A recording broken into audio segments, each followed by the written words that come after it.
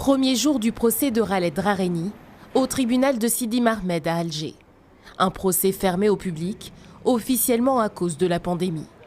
Le journaliste algérien est incarcéré depuis le 29 mars dernier.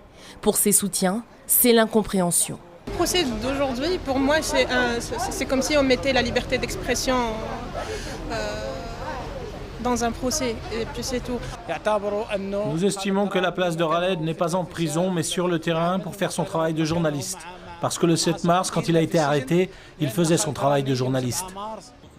Khaled Drareni, comparé avec deux figures du Irak, le mouvement de contestation anti-régime qui secoue l'Algérie depuis plus d'un an et qui a mis un terme au règne du président Bouteflika. Un mouvement que le journaliste de 40 ans a suivi de près, tout comme les manifestations en soutien au pouvoir, sur notre antenne et sur les réseaux sociaux. Khaled Drareni est poursuivi pour incitation à attroupement non armé et atteinte à l'unité nationale. Le procureur a requis 4 ans de prison ferme.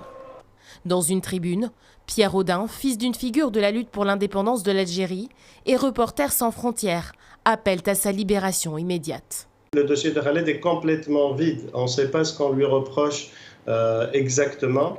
Nous, ce qu'on a compris à Reporters sans frontières, c'est que le régime ne pouvait plus tolérer et accepter cette figure de la presse libre et indépendante, ce symbole qu'est devenu Khaled.